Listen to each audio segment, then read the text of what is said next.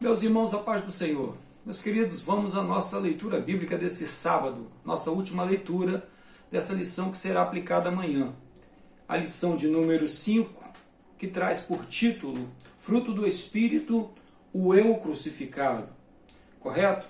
A leitura hoje, irmãos, sugerida para nós, encontra-se em Colossenses capítulo 3, versículo 5, que nos diz o seguinte: mortificai, pois, os vossos membros que estão sobre a terra. Prostituição, a impureza, o apetite desordenado, a vil concupiscência e a avareza, que é a idolatria.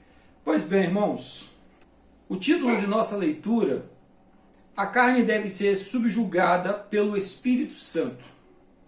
Ok? Até neste momento, irmãos, nós tivemos a oportunidade de observar a questão da nossa natureza, o quanto ela é separada de Deus e o quanto ela nos impede de nos aproximar dele, o quanto ela nos impede de ter uma amizade sincera com Deus. A nossa natureza adâmica, ela simplesmente não consegue ver nem compreender o reino dos céus. Assim sendo, não consegue relacionar-se com Deus. Fazendo-se necessário, aí nós já vimos isso também, a identidade de Cristo formada em nossas vidas através do Espírito Santo. Como o Espírito Santo forma essa identidade, para que essa identidade, essa nova identidade, a identidade a partir de Cristo, nos dê condições de opor-nos à natureza adâmica que está em nós. Correto? Nós afirmamos aqui que isso nem quer dizer pecado. É simplesmente o homem está apenas envolvido com as coisas desse mundo, trabalho, lazer, esporte, amores, seja lá o que for, mas coisas deste mundo, coisas apenas deste mundo, e não tem o interesse pelo mundo celestial. Porém hoje, continuando o que nós iniciamos ontem, que é o eu crucificado, nós já vamos ver, a partir dessa leitura, que ainda tem um outro agravante, ainda tem um outro problema. O problema do veneno do pecado que foi implantada em nossa natureza adâmica. O impulso de estar cometendo erros que desagradam tanto a Deus, a santidade de Deus, ofende e aborrece a santidade de Deus, quanto prejudica a nossa vida e a vida daqueles que amamos, que causa prejuízo às pessoas que estão à nossa volta, que causa prejuízo à nossa sociedade. E aí nós vamos ver uma pequena lista aqui que é colocada nesse versículo, que era um costume da época. Era costume de alguns filósofos morais dos tempos dos helenistas criarem essa lista de coisas ruins, de coisas erradas, então uma lista de pecados, para que os seus discípulos, sendo instruídos acerca desses, não os cometessem.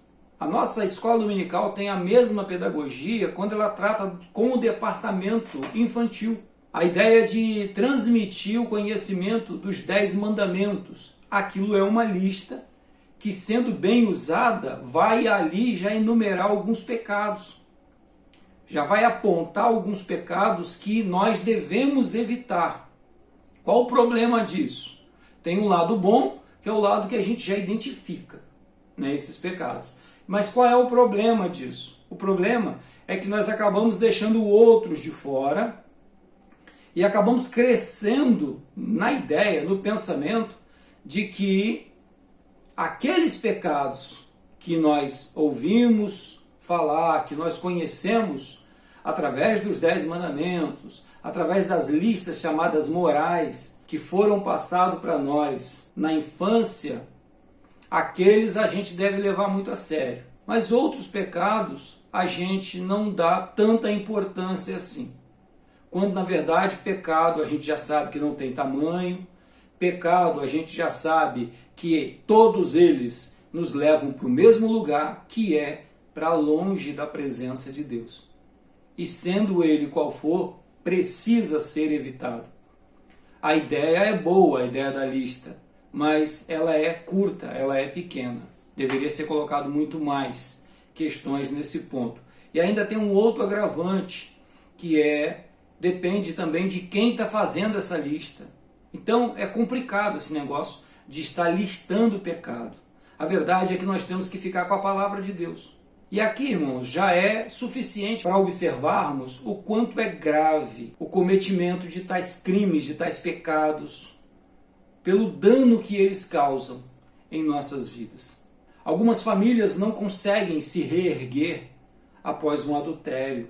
Algumas famílias não conseguem se reerguer após um assassinato.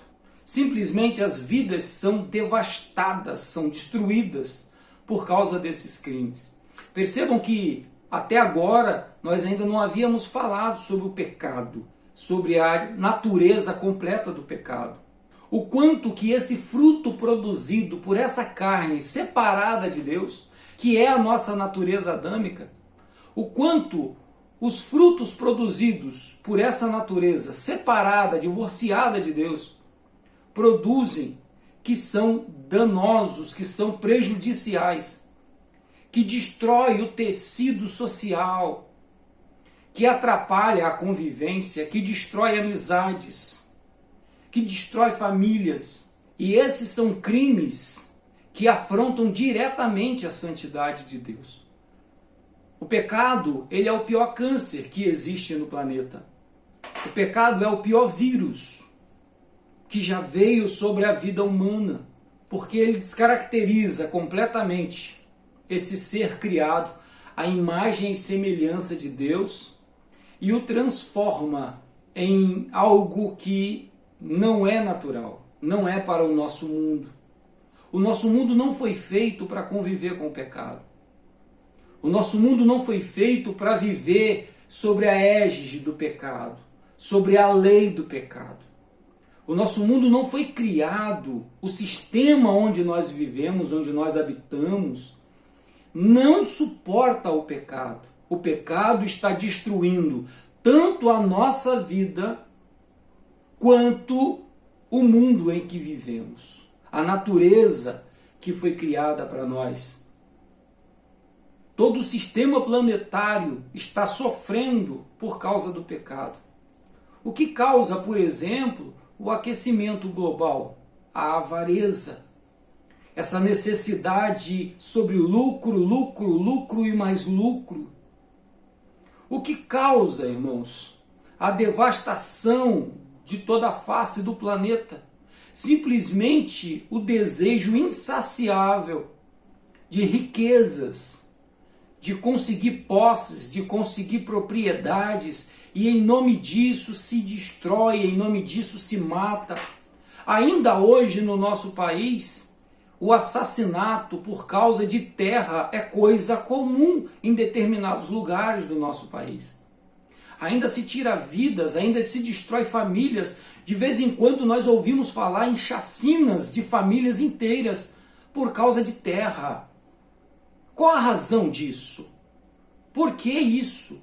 É simplesmente essa natureza selvagem do pecado, de homens que estão separados de Deus e que permitiram dominar-se por este veneno, por este vírus mortal, que tira deles a natureza humana, que não consegue ver no semelhante alguém que deve ser compreendido, alguém que deve ser abraçado.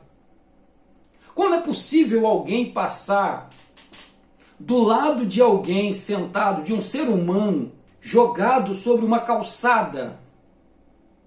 Um idoso, uma criança, um jovem, jogado sobre uma calçada, e simplesmente nós passarmos igual o sacerdote e igual o levita, sem ter nenhuma sensibilidade com aquilo. Famílias inteiras morando no meio da rua. Qual a razão disso?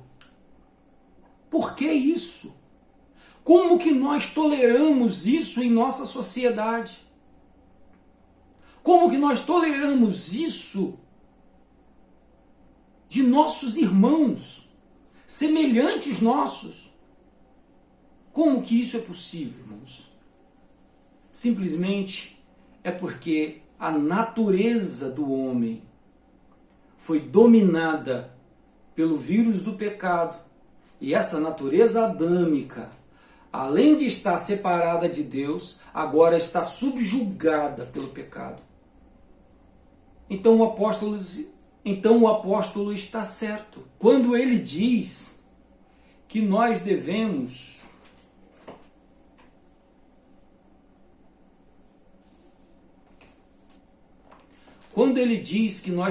mortificar. Essa é a palavra usada aqui. Outra versão vai dizer exterminai.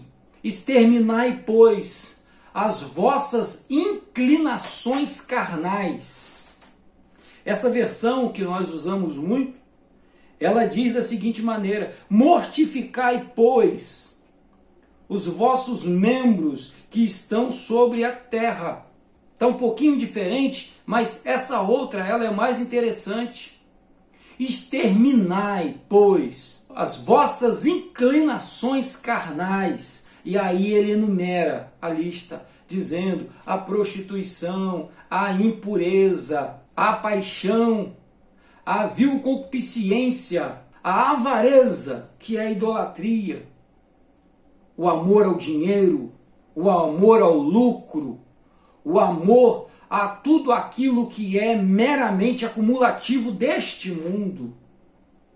Almas perdidas, almas separadas de Deus, que não conseguem ter o mínimo de misericórdia por aqueles que estão morrendo de fome, por aqueles que estão jogados nas sarjetas, por aqueles que estão por aí, sem lares, sem lugar algum para reclinar a cabeça. Irmãos, se isso não é aceitável para os homens que estão separados de Deus, o que dirá para nós, que dizemos ter o Espírito Santo? Por isso que o apóstolo Paulo, nós já vimos essa semana, por isso que ele disse o seguinte: se é que vocês receberam o Espírito Santo. Por que que isso tem que ser lembrado, isso tem que ser dito? Porque é inaceitável. É inaceitável que a Igreja de Cristo aceite conviver com a injustiça e ignore vidas que estão penando e sofrendo em nossas calçadas, como se não houvesse mais amor nos corações. A gente ouve, irmãos, pessoas dentro da igreja dizendo: não, irmão, isso é porque a Bíblia fala que o amor vai esfriar com o tempo. Irmãos, o amor vai esfriar lá fora. Lá fora. Dentro do reino de Cristo, não. Se o amor esfriar dentro do reino de Cristo, é porque nós deixamos de ser reino de Cristo. Se o amor esfriar em nossas vidas, se eu não me sensibilizo mais com a dor do meu próximo, é porque eu não pertenço mais a Cristo e o Espírito de Deus não está mais sobre a minha vida. Você quer saber o que é de fato ser crente? Vá amanhã na escola bíblica dominical e você vai ver sobre os frutos do Espírito e o que de verdade é alguém transformado pelo poder, pela graça e pelo amor de Cristo. Jesus não mandou anjos vingadores virem para o mundo. Jesus enviou homens e mulheres lavados e remidos no seu sangue para salvarem vidas, para estenderem a mão e resgatarem vidas que estão jogadas pelo mundo. Meu amado, que a sua vida, que a minha vida seja essa mão de Deus estendida para resgatar almas e para levá-las até a presença do Pai. Que o Senhor te abençoe, que o Senhor abençoe sua casa, abençoe sua família, que o Senhor te fortaleça e te dê graças, para que a obra de Deus aconteça de fato, a verdadeira obra de Deus aconteça de fato sobre a sua vida, em nome de Jesus. Fique em paz.